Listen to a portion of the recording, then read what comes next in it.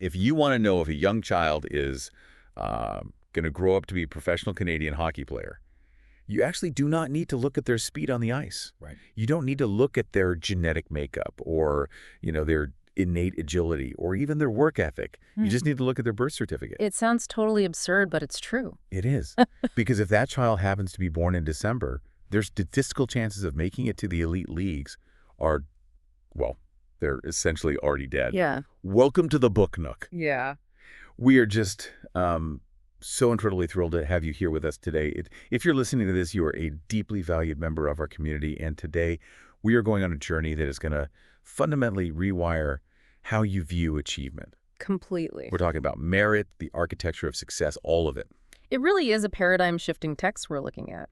We are exploring Malcolm Gladwell's Outliers, the story of success. And our mission for this deep dive is pretty ambitious. I mean, from the time we are in grade school, we are steeped in this mythology of the self-made individual. Oh, totally. The whole bootstrap narrative. Exactly. We idolize the billionaire who supposedly pulled themselves up by their bootstraps. We romanticize the lone genius, the prodigy who just fought their way to the very top through sheer, unadulterated grit and raw talent. Right. But today, we are going to completely deconstruct that myth. Yeah, we are going to look way beyond the individual. We're going to examine the ecology of success. I love that word, ecology. Right. It's about the hidden advantages, the deep, invisible cultural legacies, and just the wildly specific lucky breaks that truly construct an outlier. Yeah. But before we get into the mechanisms of that, I really want to set a grounded tone here. Yeah, that's important. Because deconstructing success can sometimes feel like an attack on individual effort, Like we're saying, people didn't earn it. And that's a crucial distinction to make right up front. I mean, this conversation is absolutely not about diminishing anyone's hard work. Right. The outliers we are going to discuss today, from Bill Gates to the Beatles to these elite New York lawyers, they worked incredibly obsessively hard. Insanely hard. Exactly. What we are doing is uncovering the fascinating, completely invisible sociological and historical systems that allowed that hard work to actually pay off. Right. We're looking at the soil, the sunlight, and the ecosystem, rather than just praising the tallest tree in the forest. I really love that framing. And to understand how we misunderstand success, Gladwell argues that we first have to look at how we misunderstand health. Yeah, this part blew my mind. We have to look at the ecology of the human body. And that takes us to this small town called Roseto, Pennsylvania in the 1950s. The Roseto mystery is basically the perfect microcosm for this entire philosophy. So Roseto was this town populated almost entirely by Italian immigrants, specifically from a single village in Italy, which was also called Roseto. Which is pretty cool. Right. So in the 1950s, a physician named Dr. Stuart Wolfe stumbled upon this statistical anomaly that, frankly, shouldn't have existed. Yeah. In this Pennsylvania town, virtually no one under 55 had ever died of a heart attack. Wow. Or even showed any signs of heart disease at all. And the death rate for men over 65 was half the national average. That's crazy. Ulcers were practically non-existent, too. Which, to put into context for you listening, is staggering because this is the 1950s. Oh, yeah. This is an era before cholesterol-lowering statins, before the whole jogging craze, before we really understood the dangers of trans fats. Heart attacks were an absolute epidemic in the United States. Leading cause of death. Yeah, exactly. The leading cause of death in men under 65. So Dr. Wolfe and a sociologist named John Brune descend on Roseto expecting to find a magic bullet. Right. They assume they're going to uncover some pristine, Mediterranean health secret. Right. So they first look at the diet, but what they find is the exact opposite of a health craze. Yeah. The Rosetans weren't eating a lean Mediterranean diet. They were cooking with heavy lard, not olive oil. Mm. Right. They were eating massive pizzas loaded with sausage, pepperoni, and eggs. Something like 41% of their total caloric intake came from fat. Wow. And they were also smoking heavily, struggling with obesity, and they certainly weren't doing morning yoga or running marathons. Definitely not. It was this community of hardworking, relatively sedentary older people who just ate incredibly heavy food. So naturally, Wolfe and Braun pivot. They're like, okay, if it's not the diet, it must be the genetics. Makes sense. Right. So they tracked down relatives of these Rosens living in other parts of the United States. But the genetic hypothesis basically collapses immediately. Really? Yeah. The relatives living in New York or other parts of Pennsylvania did not share this remarkable health profile. They were suffering from heart disease at the exact same high rates as the rest of America. So it wasn't the genes. Nope. So then they check the geography. They compare Roseto to neighboring towns right down the road, places like Bangor and Nazareth. Okay, so maybe something in the water? Right. But the heart disease rates in those towns were 3 times higher. It wasn't the water supply. It wasn't the air quality. Which leaves Wolf and Brune with an incredibly difficult conclusion to sell to the 1950s medical establishment. Good luck with that. Right, because it wasn't diet, it wasn't exercise, it wasn't genetics, and it wasn't geography. The only explanation left was the culture of Roseto itself. Exactly. Wolf and Brune realized that the Rositans had transplanted a deeply connected traditional Italian village structure directly into the hills of Pennsylvania. Oh, wow. Let's look at the sociological mechanisms of that because it's fascinating. They had multi-generational homes where grandparents commanded respect and were integrated into daily life. Rather than being isolated in care facilities, right? Exactly. And in a town of just under 2,000 people, they had 22 separate civic organizations. That is a lot of clubs. It is. They had a fiercely egalitarian ethos where the wealthy intentionally did not flaunt their success, and those who were struggling were completely insulated by a safety net of neighbors. The physiological mechanism here is just so fascinating because we know now that chronic stress, isolation, and anxiety trigger the release of cortisol and adrenaline, Right. which over time inflames the arteries and causes heart disease. The Rositans had essentially created a culture that eradicated chronic stress. Wow. They literally stopped to chat on the streets, they cooked in each other's backyards, Yeah. and Wolf and Brune had to stand in front of this medical establishment that was rigidly focused on the individual diets, individual genetics, Yeah. individual choices, Yeah. and say, you have to look at the community. These people are dying of old age because of their social ecosystem. It requires a complete paradigm shift in how we view biology. I mean, you cannot understand an individual's health in isolation. You have to look at their ecology. Exactly. And Gladwell uses this as the conceptual anchor for the entire book. He wants to do for our understanding of success what Stuart Wolf did for our understanding of health. And that conceptual leap takes us directly to the frozen ice rinks of Canada, which I just think is a brilliant transition. It's so good. We go from cardiovascular health to Canadian junior hockey. Now, if you follow sports, you know that Canadian hockey is viewed as the ultimate meritocracy. Oh, it's essentially a religion there. Right. They sift and sort kids from the time they are in kindergarten. It is entirely based on individual merit, speed, and agility. You are evaluated, and the absolute best get funneled into elite leagues, culminating in the Major Junior A League, which is the pipeline to the NHL. Right, and the cultural narrative is that it's the absolute pinnacle of fairness. Like, if you have the innate talent and you work hard, you will be found and you will be rewarded. Yeah. That is the deeply comforting myth we tell ourselves. But then Gladwell introduces us to a Canadian psychologist named Roger Barnsley, who noticed something deeply unsettling while looking at a roster for an elite junior team in the mid-1980s. He noticed the birth months, not the stats, not the height, but the exact month these elite players were born. Barnsley discovered what is essentially an iron law of Canadian hockey. He looked at the roster and found that in any elite group of players, roughly 40% will have been born between January and March. Wow. 30% will be born between April and June, 20% between July and September, and only 10% between October and December.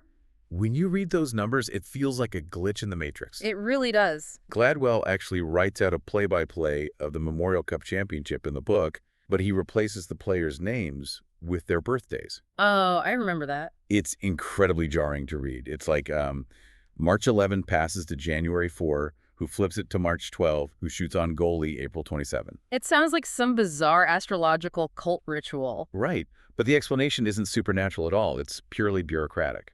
The explanation lies in a completely arbitrary administrative rule. In Canada, the eligibility cutoff for age class hockey is January 1st. Let's really break down the biology of this, because this is where the Matthew effect takes hold. A kid born on January 2nd is playing in the exact same league as a kid born on December 31st of that same year. At age 9 or 10, a 12-month gap in physical maturity is an absolute chasm. Massive. The January kid is biologically a year older. That means more bone density, more muscle mass, better neuromuscular coordination. And this is where the system fails. The coaches who are looking for innate talent look out at a group of 9-year-olds and they mistake that biological physical maturity for innate hockey brilliance. Yes. They see the bigger, faster kid and say, that kid is a natural. So they select the bigger January-born kid for the elite rep squad. And here's where we introduce sociologist Robert Merton's concept of the Matthew effect. It's named after the verse in the Gospel of Matthew. For unto everyone that hath shall be given, and he shall have abundance, but from him that hath not shall be taken away. It perfectly describes a system of accumulative advantage. Yeah. The January kid makes the rep squad because of a slight, arbitrary biological edge. But once he is on that squad, the ecology changes. Drastically. He gets vastly better coaching. He plays 75 games a season instead of the 20 games the recreational league plays. He practices 3 or 4 times a week with better teammates. So by the time that cohort hits 13 or 14 years old, the January kid isn't just older anymore. He actually is vastly better than the December kid. Right. The December kid might have had way more latent genetic potential, but he was starved of the resources needed to develop it. It's like compound interest, but for opportunity. Oh, that's a great way to put it. You start with a tiny, utterly arbitrary advantage, literally the day your mother happened to go into labor. And the system compounds it into a massive, insurmountable gap in skill. And the tragic part of this is that it is a self-fulfilling prophecy that we just blindly accept. We prematurely write off half the population. Yeah. And it is absolutely not limited to hockey. If you look at U.S. baseball, the cutoff date for youth leagues has historically been July 31st. Wow. Consequently, an overwhelming number of major league players are born in August. You see the exact same heavy skew in European soccer based on their specific cutoff dates. But I want to push back on this a bit, or rather extend the outrage, because sports are one thing. But this exact same mechanism governs education. Oh, totally. Which dictates the entire socioeconomic trajectory of a human being. Let's talk about the Timms-Bath and science scores. This is where the sociological data becomes genuinely alarming. Economists Kelly Bedard and Elizabeth Dewey looked at the TIMSS data, which is this international standardized test, and they found that among 4th graders, the oldest children in a grade cohort scored between 4 and 12 percentile points higher than the youngest children in that exact same grade. A 12 percentile difference in the 4th grade is the difference between being selected for the gifted and talented track and being placed in the remedial track. Exactly. And once you are in the gifted track, the Matthew effect takes over again. You get the better teachers, the smaller class sizes, the more complex curriculum. You get the psychological placebo effect of being told you were smart, which builds confidence and intrinsic motivation. And what happens to the December kid? The December kid gets told they are slow, which builds academic anxiety. And Bedard and Dewey found that this arbitrary advantage persists all the way into adulthood. By the time that cohort reaches college age, the youngest kids in the class are underrepresented at 4-year universities by over 11%. That is just heartbreaking. We are systematically crushing the academic potential of millions of children simply because we refuse to acknowledge that we are confusing early maturity with actual intellectual ability. It's infuriating because it's so easily solvable. Yeah. If we accepted the ecology of success, we could fix this tomorrow. We could have 3 different hockey leagues divided by birth months. Yeah. We could group elementary students dynamically by maturity and cognitive development rather than a strict calendar year. Denmark actually delays ability grouping until age 10 specifically to let these maturity differences even out. Which is so smart. But in North America, we don't do it because doing so would require us to let go of the myth that success is just about pure, unadulterated individual merit. We cling to the idea that the tall oak tree will itself to be taller, completely ignoring the fact that we planted it in better soil and gave it more sunlight. So this brings us to a fascinating threshold. Oh. If initial arbitrary advantages give certain kids access to more resources and more practice, we have to ask the quantitative question. Okay. Exactly how much practice is required to become truly world-class? Mm. Where is the line between the opportunity you are handed and the skill you physically have to build? This transitions us perfectly into the neurology of skill acquisition, specifically the famous 10,000-hour rule. Right. In the early 1990s, psychologist K. Anders Ericsson conducted a landmark study at Berlin's Elite Academy of Music. He and his team took the school's violinists and divided them into 3 distinct groups. Okay, what were the groups? First, the elite stars, the ones destined to be world-class soloists. Second, the merely good ones who would play in professional orchestras. And third, the students who would likely become public school music teachers. Got it. And then they asked all of them a seemingly simple question, right? Yeah. Since you first pick up the violin, usually around age 5, how many total hours have you practiced? What Erickson's data revealed was staggering, and it completely dismantled the idea of innate talent. In the beginning, around age 5 or 6, everyone practiced roughly the same amount, maybe 2 or 3 hours a week. Makes sense. But around age 8, a divergence began. The elite group started practicing more. By age 9, they were practicing 6 hours a week. By 12, 8 hours. By 14, 16 hours. And they ramped up continually until by age 20, they were practicing well over 30 hours a week. And when you total all of those hours up, Erickson found that by the time they were 20 years old, the elite performers had accumulated exactly 10,000 hours of deliberate practice. Exactly 10,000. The merely good students had accumulated around 8,000 hours, and the future music teachers had only accumulated about 4,000 hours. But the most radical finding of Erickson's study was what they didn't find. They scoured the data looking for exceptions and found none. They did not find a single a musician who effortlessly floated to the elite soloist group with only 4,000 or 5,000 hours of practice. Oh, wow. Conversely, they didn't find a single grind, someone who put in the full 10,000 hours but lacked the innate talent to reach the elite level. So if you had enough baseline cognitive and physical ability to get admitted into the Berlin Academy in the first place, Yeah. the only variable that separated the good from the elite was the sheer, grueling volume of deliberate practice. Yeah, it was a strict one-to-one correlation. And we now understand the neurology behind this too. Deliberate practice forces the brain to wrap neural circuits in a fatty substance called myelin. Right. The more you practice, the thicker the myelin sheath gets, and the faster and more efficiently those electrical signals travel. 10,000 hours is roughly the neurological threshold required to optimize the myelin wrapping around the specific neural pathways required for a complex skill. But here's the massive sociological caveat that Gladwell introduces. 10,000 hours is an astronomical amount of time. It really is. It is roughly 10 years of practicing 3 hours a day, every single day. You cannot achieve that in a vacuum. You cannot achieve that as a child or a teenager without a massive supportive ecosystem. No way. You need parents who can support you financially so you don't have to work an after-school job to pay rent. You need a specialized program like an all-star hockey squad or an elite music academy. And crucially, you need extreme, almost lottery-level luck. Which brings us to the deconstruction of some of our most deeply revered cultural icons. Let's look at the Beatles. Yes, let's talk about the Beatles. The mythological narrative is that John, Paul, George, and Ringo just walked out of Liverpool dripping with raw, unprecedented musical genius and spontaneously took over the world. But that completely ignores the ecology of Hamburg. Hamburg, Germany in the early 1960s was an absolute crucible for the Beatles. They were invited by a club owner named Bruno Koschmider to play in strip clubs in the red light district. Bruno did not care about acoustics, and he certainly didn't care about their artistic merit.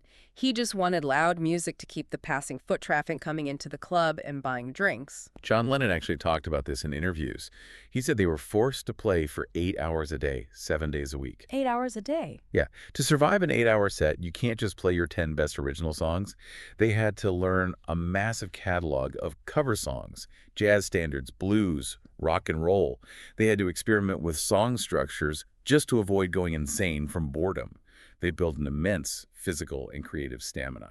By the time they had their so-called overnight breakthrough in America in 1964, the Beatles had played an estimated 1,200 live shows together. 1,200. Most bands don't play 1,200 shows in their entire multi-decade careers.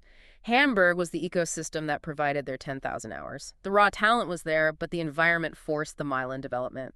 We see the exact same pattern with the pioneers of the computer revolution. Let's look at Bill Joy. He's a legendary programmer, the man who essentially rewrote UNIX, developed Java, and helped create the architecture of the modern internet. He is famously known as the Edison of the internet. Right. The narrative is that he is a singular genius. But look at his luck. He happened to enroll at the University of Michigan in 1971. The timing and location are everything here. In 1971, computer programming was a logistical nightmare. You used cardboard punch cards. Oh, right, the punch cards. You would type a single line of code onto a card, hand a massive stack of them to a computer operator, and wait hours for the mainframe to process it.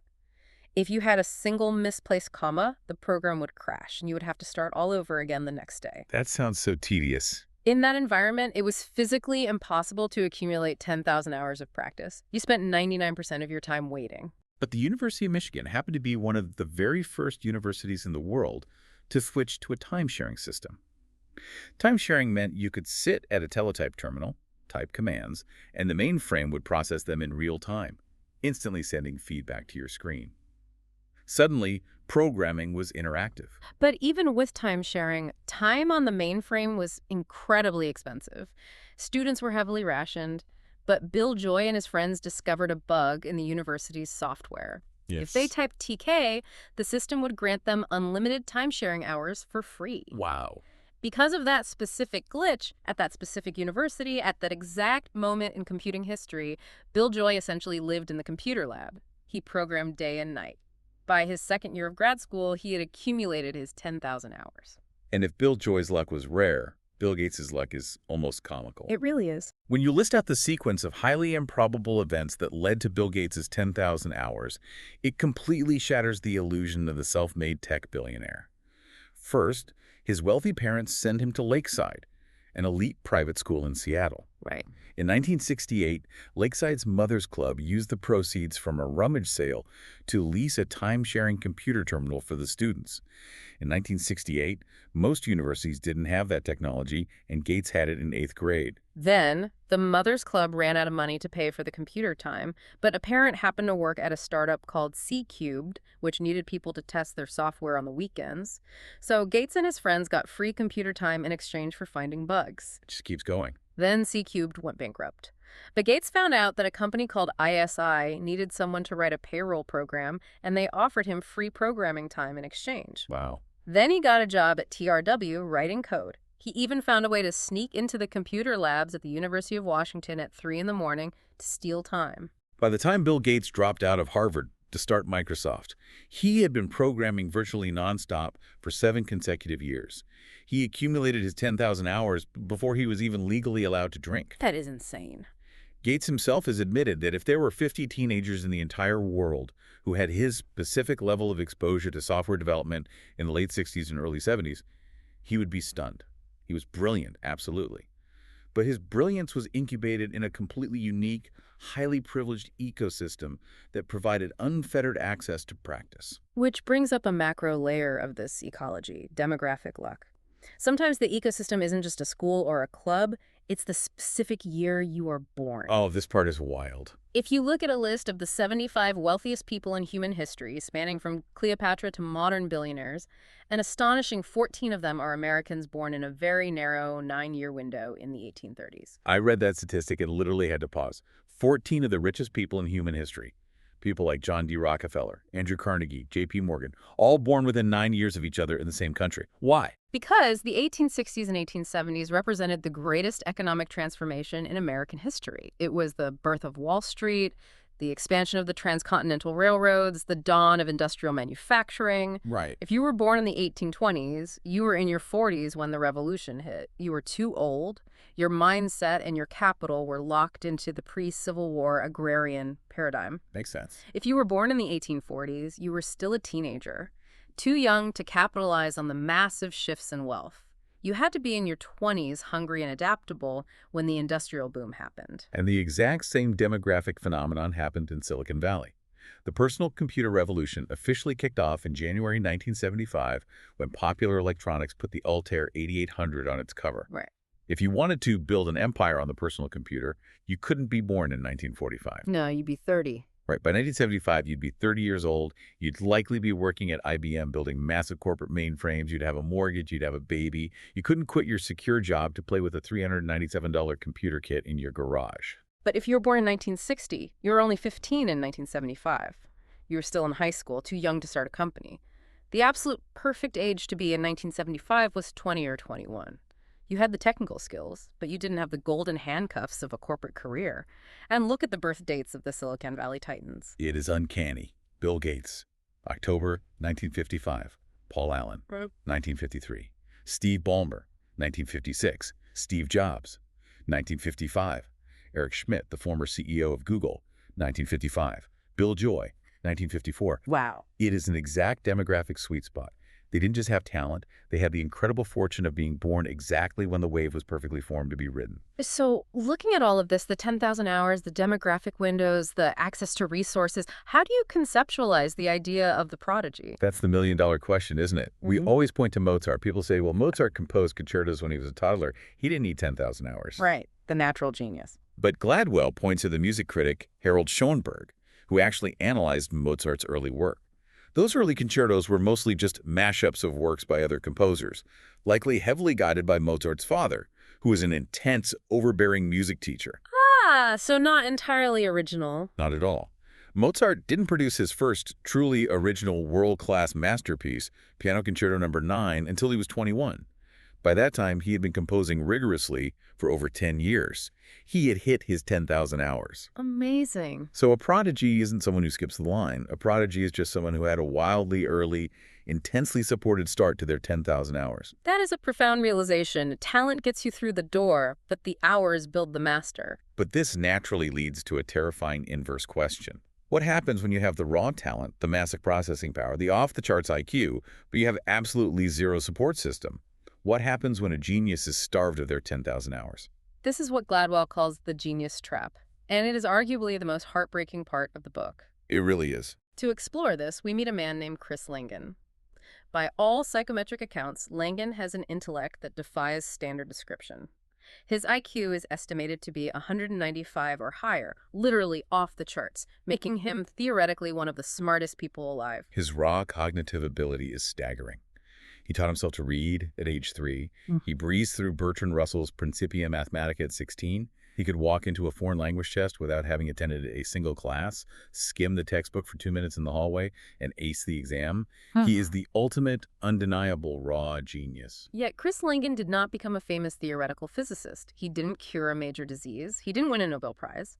For most of his adult life, he worked as a bouncer in a Long Island bar, a construction worker, and a farmhand. Why? Because the ecology he was born into was completely devoid of support. He grew up in extreme poverty, enduring an abusive stepfather, and navigating a chaotic home life. He had absolutely zero institutional support. The structural failures he faced are infuriating. He earned a scholarship to Reed College, but he lost it because his mother forgot to fill out a financial aid form. Wow. Think about that. A genius derailed by a single piece of bureaucracy. Later, he enrolled at Montana State University. But his car broke down, and he couldn't get a professor to move his class from the morning to the afternoon so he can work his shift and then hitchhike to school. And the professor just said no? Yes. The administration refused to accommodate him, and so, realizing the system was indifferent to his existence, he just dropped out. To deeply understand why Langan's massive IQ couldn't save him from a broken transmission and a stubborn professor, we have to look at the psychological concept of the threshold effect, which Gladwell explores through Lewis Terman's famous study of the termites. Right. Terman was a psychologist at Stanford in the 1920s who was obsessed with IQ. He believed that raw intelligence was the ultimate, infallible predictor of human success. Right. So he scoured California schools and selected 1,470 highly gifted children, all with IQs averaging over 140, with some up to 200. He called them the termites. He tracked them for decades, fully expecting them to become the future intellectual and political elite of America. But they didn't. The results of Terman's monumental study were deeply humbling for the psychometric community. Some of the termites did well. They became successful lawyers or doctors, but the vast majority had very ordinary careers. A significant number struggled professionally. None of them won Nobel Prizes. Not a single one. No. In fact, Terman's team actually tested 2 children who did go on to win Nobel Prizes in physics, William Shockley and Luis Alvarez, and Terman rejected both of them from the study because their IQs weren't deemed high enough. That detail alone completely shatters the myth of IQ supremacy.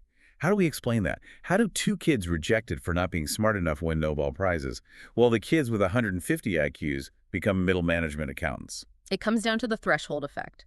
Gladwell uses a brilliant analogy here. IQ is like height in professional basketball. Oh, I like this one. If you want to play in the NBA, you have to be tall enough to compete, let's say 6 foot or 6'1". Height matters up to a certain point. But past a certain threshold, extra height doesn't guarantee you are a better player. Right. A player who is 6'8" isn't automatically better than a player who is 6'6". Michael Jordan was 6'6".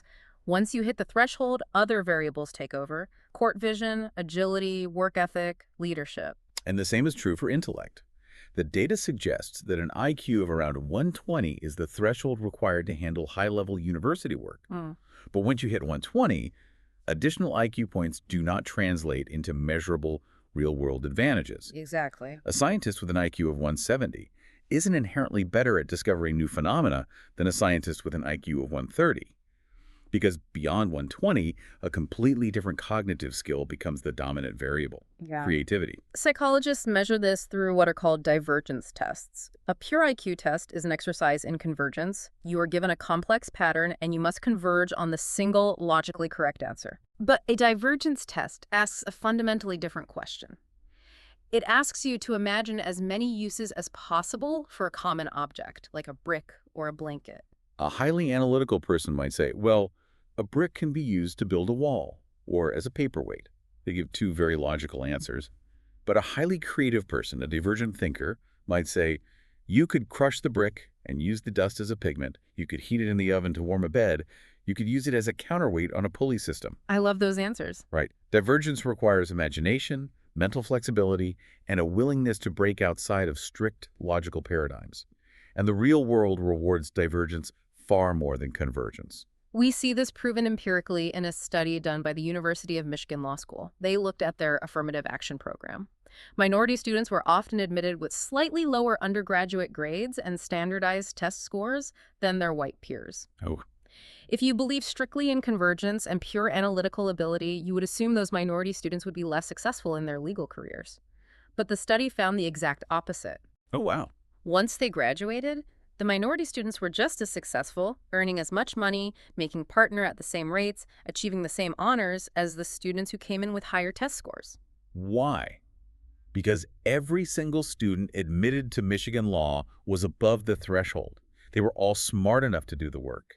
And beyond that threshold, success relied on other skills: resilience, empathy, negotiation, and most importantly, what psychologist Robert Sternberg calls practical intelligence. This is the crux of the genius trap. Practical intelligence is not about how to solve a calculus equation.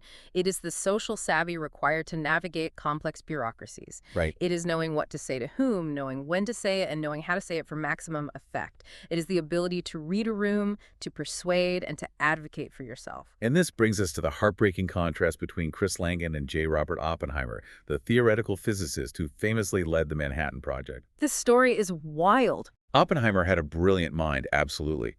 But his biography contains a shockingly dark incident. While studying at Cambridge, he was struggling emotionally and academically, and he actually tried to poison his tutor. Poison his tutor. Yes.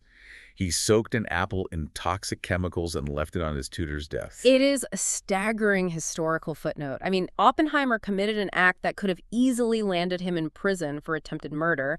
The university administration found out. But what happened? He didn't go to jail, right? Nope. Oppenheimer was put on probation and sent to a psychiatrist. He wasn't even expelled. Why? Because Oppenheimer possessed an incredibly high degree of practical intelligence. He came from a wealthy, cultured Manhattan family.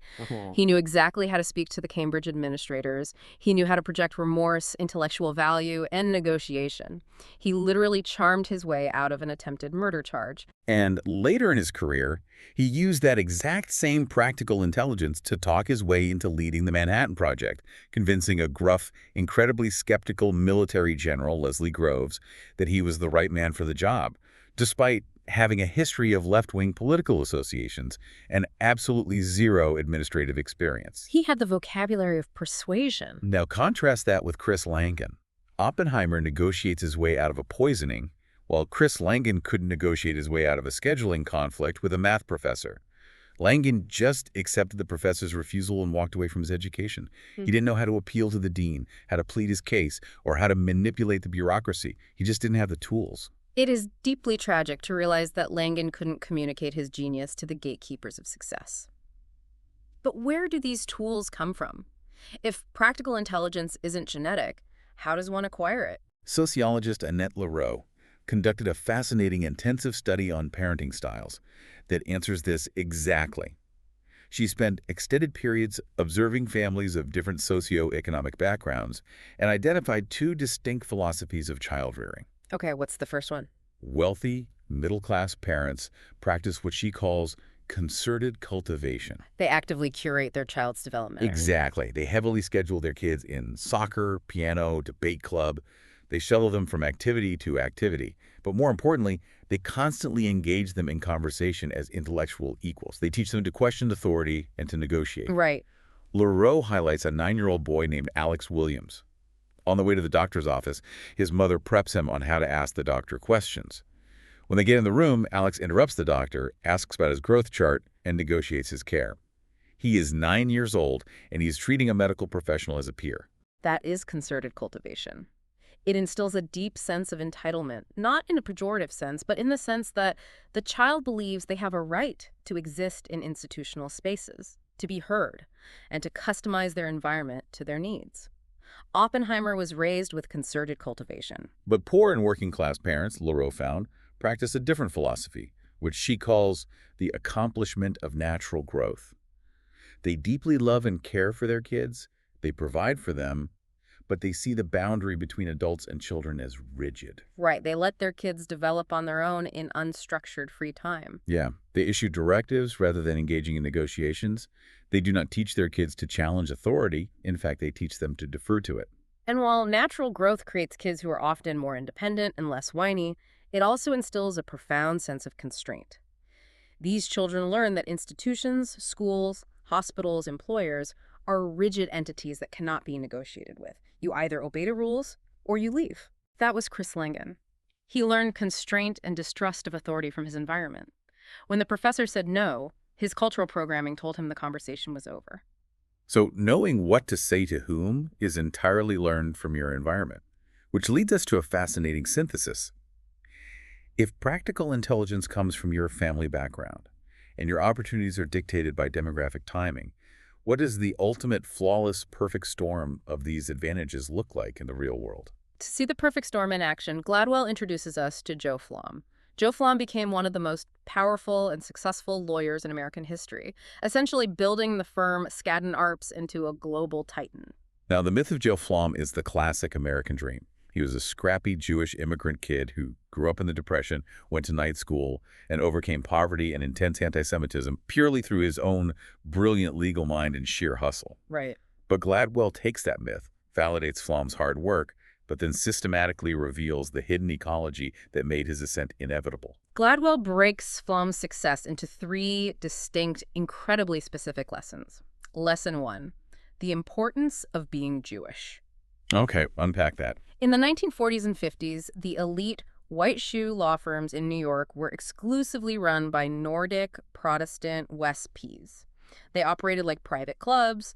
They handled pristine corporate tax and securities work for massive corporations. Yeah. And they absolutely refused to engage in litigation, actually going to court and arguing or hostile corporate takeovers. Right. They viewed that kind of aggressive law as ungentlemanly, dirty, and distasteful.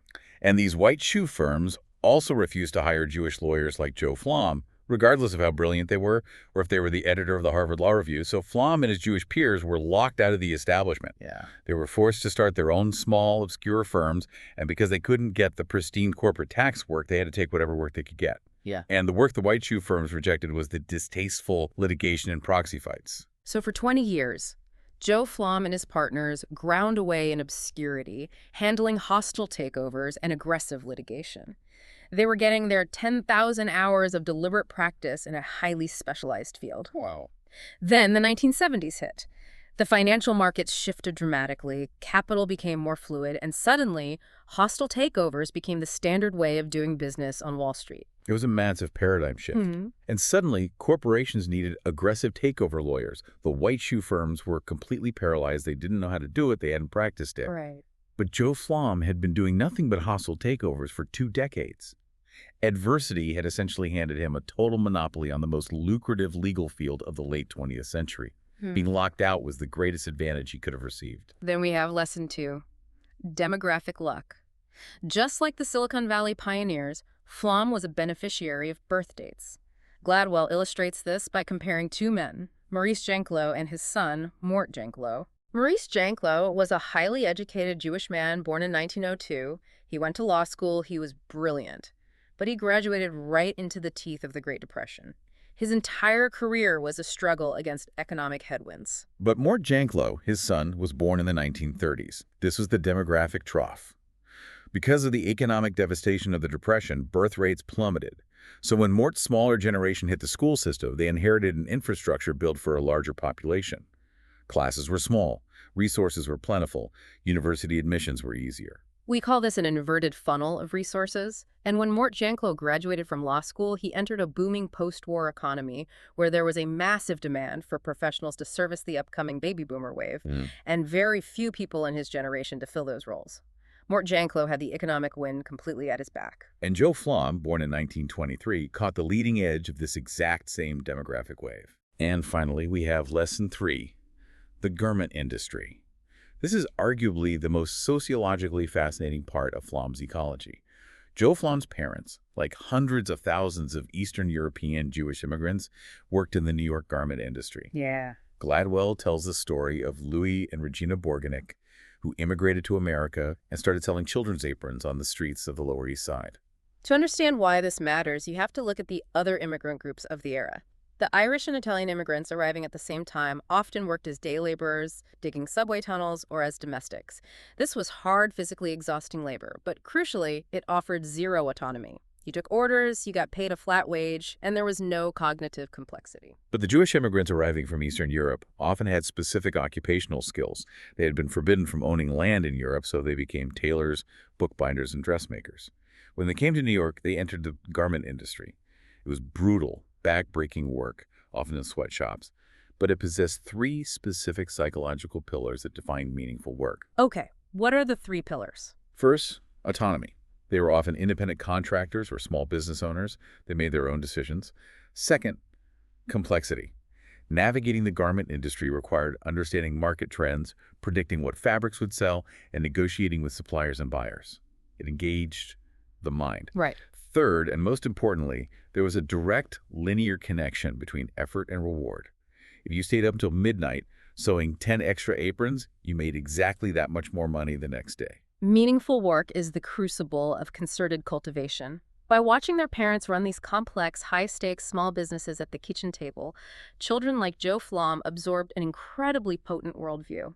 They learned that if you use your intellect, if you anticipate the market, and if you work exhaustingly hard, you can literally shape the world to your desires. The garment industry was essentially a multi-generational boot camp for the professions. It instilled the exact practical intelligence, the negotiation skills, and the deep-seated entitlement needed to conquer fields like law and medicine. That is the exact opposite of the constraint and powerlessness that Chris Langan learned from his impoverished environment. So if you want to conceptually engineer the perfect New York corporate lawyer in the 1970s, you need them to be Jewish so they get locked out of the establishment and forced into takeover law. You need them to be born in the early 1930s to ride the demographic trough of the Depression. And you need them to be the child of garment workers so they inherit the practical intelligence of meaningful work. It's all connected. Joe Flom wasn't just a singular genius. He was the inevitable product of a flawless ecological niche. And what's remarkable is that the garment industry shows how the work of our parents shapes our psychology in a single generation. But Gladwell pushes the lens even wider. He argues that cultural legacies can stretch back hundreds of years, shaping our behavior, our reactions, and our cognition in ways we don't even consciously realize. This brings us to a deep historical analysis, starting in the Appalachian Mountains, specifically in Harlan, Kentucky. Oh, this story is intense. If you know American history, Harlan in the late 19th and early 20th centuries was infamous for vicious, bloody family feuds. The most famous was the Howard Turner feud, where these families were constantly engaging in gunfights in the streets, ambushing each other, and perpetuating a cycle of murder over minor slights. The violence was normalized to a shocking degree. Gladwell quotes a mother who, upon seeing her son bleeding to death from a gunshot wound, tells him to die like a man, like your brother did. Brutal. To understand why a community would normalize this level of brutal retribution, you cannot just look at the individuals, you have to look at the ancestral ecology of the people who settled the region. The people who settled Harlan, Kentucky, overwhelmingly came from the British borderlands, the rugged, lawless areas between England and Scotland. And crucially, they were herdsmen. The economics of survival for a herdsman are fundamentally different from those of a farmer. A farmer grows crops. You can't easily steal a field of wheat in the middle of the night. It requires massive labor to harvest. A farmer relies on community cooperation to survive. But a herdsman's entire net worth is wrapped up in his animals: pigs, sheep, cows. And animals are highly mobile. A thief can steal a herdsman's livelihood in a single night. Because they lived in rocky, remote borderlands without a strong central police force, a herdsman has to rely entirely on his reputation for self-defense. He has to project an image of absolute, terrifying volatility. Yeah. He has to demonstrate to the community that if you cross him, if you insult him, or if you steal his sheep, he will kill you. Violence isn't pathological for a herdsman. It is an economic necessity. Sociologists call this the culture of honor. A man's reputation is the center of his livelihood and his self-worth. When those herdsmen migrated to the similarly rugged, remote Appalachian Mountains, they brought the culture of honor with them. The feuds weren't just random violence. They were the execution of an ancient cultural script. But here is where it gets truly wild, and where the listener has to start asking questions about their own behavior. Gladwell brings up a fascinating psychological experiment conducted at the University of Michigan by Dov Cohen and Richard Nisbett in the 1990s. Oh, I love this experiment. They wanted to see if this culture of honor still existed centuries later. So they took a group of modern-day college students, divided evenly between those raised in the North and those raised in the South. They had the students walk down a narrow hallway. As they walked, a confederate of the experimenters would bump into the student, call him an incredibly offensive name, and walk away. Right.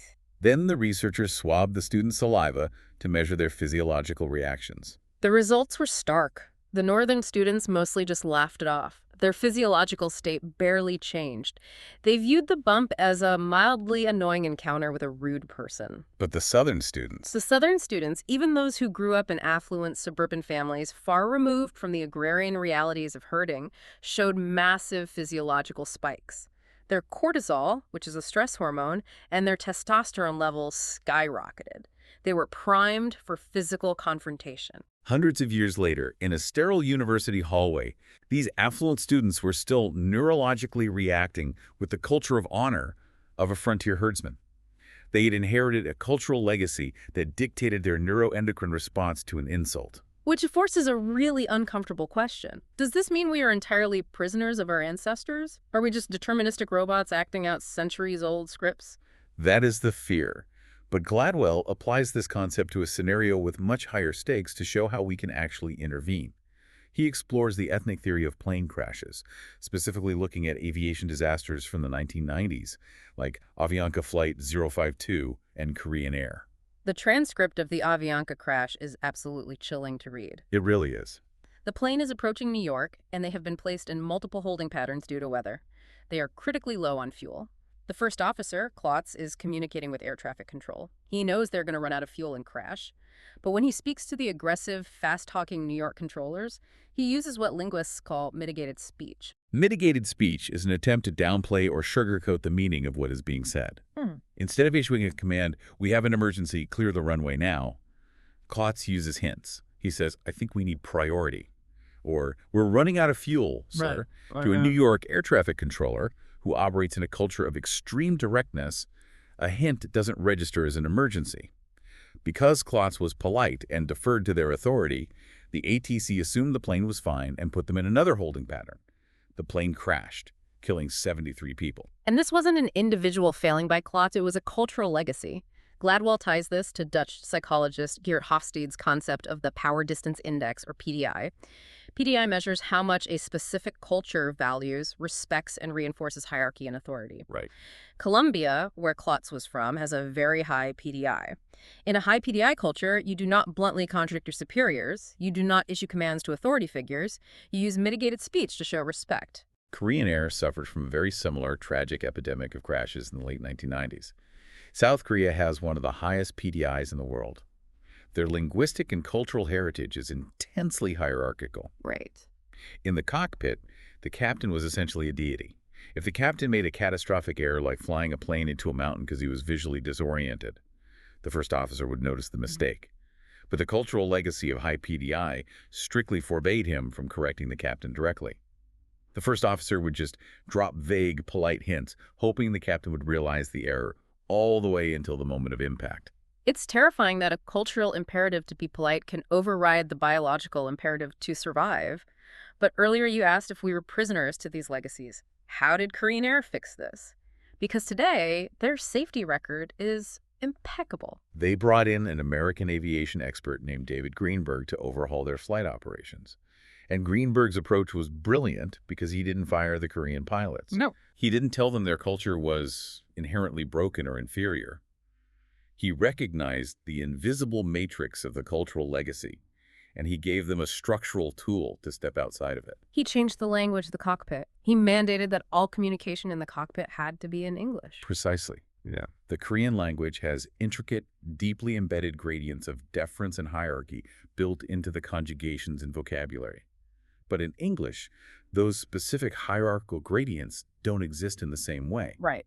By forcing the pilots to speak English, they were freed from the strict confines of their cultural programming. They could adopt a new, low PDI identity while they were flying.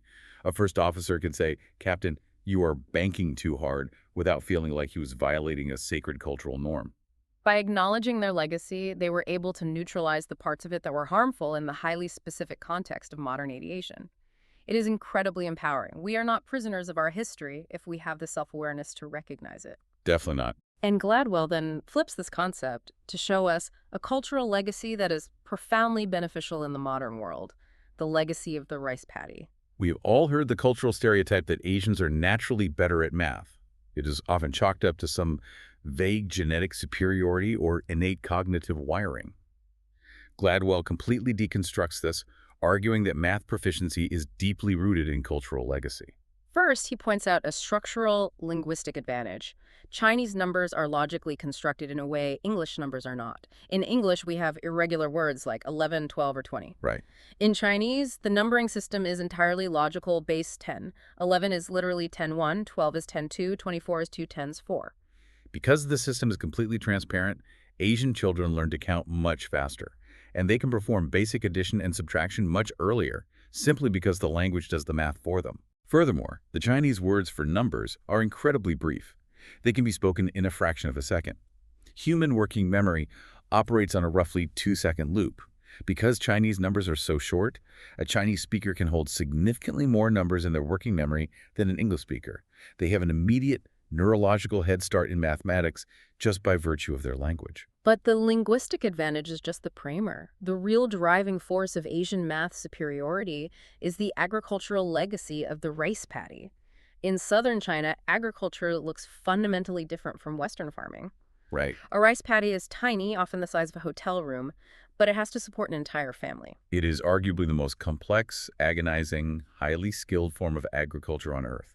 You are managing intricate irrigation systems, painstakingly selecting specific seeds, managing fertilizer, and orchestrating multiple harvests a year in the same tiny plot of mud.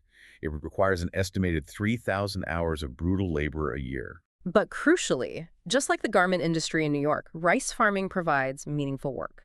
There is a direct, absolute correlation between effort and reward. Yeah. If you weed your paddy meticulously, if you optimize your irrigation, your yield increases. You reap exactly what you sow. There's a famous Chinese proverb: "No one who can rise before dawn 360 days a year fails to make his family rich." Now compare that to Western agriculture, which historically relied on the wheat or corn harvest. Western farming has a long, dormant winter where there's relatively little to do. It relies on crop rotation and letting fields lie fallow, essentially enforcing long periods of rest. The Western agricultural legacy dictates that the soil, and by extension, the human body, needs massive periods of inactivity to recover. Right. The Asian legacy dictates relentless, year-round optimization. And how does this legacy translate to an algebra test in the 21st century? Gladwell tells the story of a young student named Renee who is trying to solve an incredibly complex algebraic graphing problem on a computer program. She isn't a math natural, the software isn't intuitive, but researchers record her sitting there, experimenting, failing, adjusting her inputs, and trying again for 22 solid minutes until she finally figures it out. Educational researchers point out that the average Western high schooler will give up on a difficult math problem after roughly 2 minutes. If they don't get the answer immediately, they assume they just aren't smart enough. Yeah. But Renee, operating on the cultural legacy of the rice paddy, assumes that if she just works hard enough and adjusts her approach, the yield will eventually come. Math is not an innate aptitude. It is an attitude. It is a measure of dogged persistence. And this brings us to one of the most mind-blowing statistical revelations in the entire book. Erling Boe, an educational researcher, was looking at the TIMSS math test, the massive international standardized test we discussed earlier. Right. When students take the TIMSS test, they also have to fill out a massive, incredibly tedious demographic questionnaire before the test even begins. Oh, those surveys. It asks dozens of boring questions about their parents' education, their study habits, etc. It is mind-numbing. Many students just get bored, leave it blank, or give up halfway through. Boe decided to look at the data not from the math test, but from the questionnaire. He ranked the countries solely by how many questions their students bothered to answer on the tedious pre-test survey, and he found that the ranking of countries by their willingness to fill out the boring questionnaire was completely identical to the ranking of countries on the actual complex math test. The countries whose students meticulously answered every single tedious question, South Korea, Taiwan, Singapore, Hong Kong, Japan, were the exact same countries that dominated the math scores. That is insane. You don't even need to test their mathematical ability. You just need to test their willingness to endure tedious work without giving up. The cultures built on the legacy of the 360-day rice harvest have ingrained that exact dogged persistence, and it translates perfectly into navigating complex calculus. Which brings us to the ultimate structural synthesis of the book, the bargain of success. If cultural legacies like the rice paddy or the concerted cultivation of affluent parents give certain children a massive inherent advantage, how do we engineer a fairer system for those who inherited a legacy of constraint? To answer that, we have to look at the achievement gap in American public schools. There is a deeply ingrained narrative that public schools in impoverished areas are fundamentally broken and are failing their students. But sociologist Carl Alexander tracked the test scores of first graders in Baltimore, Maryland, and his data tells a completely different story. What did he find? Alexander looked at the reading scores of wealthy kids and poor kids at the beginning of the school year and then again at the end of the school year. He found that during the academic year, the poor kids actually learn just as much, sometimes slightly more than the wealthy kids. The public schools are actually doing their jobs remarkably well. The massive achievement gap opens up entirely during summer vacation. Over the summer, the wealthy kids experience concerted cultivation. Their parents send them to space camp, they take them to museums, they enforce reading lists. Their reading scores actually jump up over the summer. Wow. The poor kids, left to natural growth without resources, who don't have access to camps or libraries, actually lose ground. They experience the summer slide. By the end of elementary school, this compounding summer gap creates a massive, insurmountable disparity in academic achievement. And why do we even have a massive 3-month summer vacation in the West? It is directly based on that exhausted Western agricultural legacy we just talked about. All right. It's based on the agrarian need for children to help with the summer harvest, and the deeply held belief that the mind, like the soil, must lie fallow to rest. The Asian school calendar, based on the continuous rice harvest, does not have a massive summer break. Their students are in school significantly longer. So if we understand this ecology, how do we intervene? Gladwell points us to the KPP Academy in the South Bronx. KPP is a charter school program that essentially brought the Asian rice paddy work ethic to the inner city. They take randomly selected children from deeply impoverished, high-crime neighborhoods, and they radically alter their daily ecology. Gladwell introduces us to a 12-year-old girl named Marita who attends KPP. Her schedule is punishing. She wakes up before dawn. She goes to school from 7:25 a.m. until 5:00 p.m. Long day. She then does 2 to 3 hours of homework every night. She goes to school on Saturdays. She goes to school for a significant portion of the summer. Yeah. She's essentially doing the educational equivalent of 3,000 hours in a rice paddy. And this is what Gladwell calls the bargain. Marita has to give up her weekends. She has to give up her evenings with friends. She has to actively reject her old cultural legacy of natural growth and adopt this new, grueling KPP legacy of extreme concerted cultivation. It is a heavy psychological toll for a child. But she accepts the bargain because it works. Marita isn't inherently smarter than the kids at the failing public schools down the street. She didn't suddenly grow a massive IQ. She just needed the chance to work hard in an ecosystem that actually rewards that effort with a clear path out of poverty. She needed someone to engineer an ecology where her 10,000 hours could actually be accumulated. And Gladwell ends the book on a deeply moving personal note that synthesizes all of these concepts by looking at his own family tree, specifically his mother, Joyce Gladwell. Joyce became a successful writer and therapist. On the surface, if you look at her biography, it looks like a triumphant classic narrative of overcoming impossible odds. She was born in a tiny rural village in Jamaica, the daughter of a school teacher, and she rose to international success. The impulse is to say she did it all by herself through sheer brilliance. But Gladwell applies his own framework to her life, and he reveals the hidden ecology. Her success was the result of a chain of deeply historical, highly specific gifts. First, a British historian named W. M. Macmillan visited Jamaica, was horrified by the conditions, and wrote a book that sparked riots in 1937. Right. Those specific riots panicked the British government into creating a series of scholarships to pacify the population scholarships that Joyce Gladwell ended up winning. And tracing the legacy back even further, Gladwell uncovers that Joyce's ancestor was an enslaved African concubine bought by an English planter. That horrific, violent origin provided the family with a lighter skin tone. In the deeply prejudiced, rigidly codified racial hierarchy of colonial Jamaica, that lighter skin tone provided critical privileges, access to better jobs, and access to education that compounded over generations, eventually lifting Joyce into a position where she could compete for that scholarship. Gladwell isn't taking an ounce of credit away from his mother's brilliance, her resilience, or her hard work. But he is saying that looking at her from the outside and concluding she did it all by herself is fundamentally historically false. She was the beneficiary of colonial history, of political riots, of specific academics who advocated for policy changes, and of demographic luck. And that brings everything together so beautifully for me. As a culture, we worship the self-made billionaire. We stare in awe at the lone, magnificent oak tree that conquered the forest. But isn't it actually far more beautiful and far more honest to acknowledge the ecology? To acknowledge all the people, the brutal history, the deep cultural legacies, and the sheer unfathomable luck that lifted them up? It changes our entire societal paradigm. Because if we know exactly what creates success, if we know it takes 10,000 hours of supported practice, if we know it requires the practical intelligence gained from concerted cultivation, if we know it requires exposure to meaningful work that connects effort to reward, isn't it a profound moral failure to just leave all of that up to lucky breaks? Yes. Imagine a society actively engineered to provide those ecologies to everyone. If we know the youngest kids in the class are struggling because of the Matthew effect, why not just dynamically group classrooms by developmental age? If we know poor kids lose ground in the summer because of an antiquated agrarian calendar, why not change the school calendar and fund year-round enrichment? We have the literal blueprints to manufacture opportunity, but we let it slip away because we are too deeply addicted to the myth of the natural-born genius.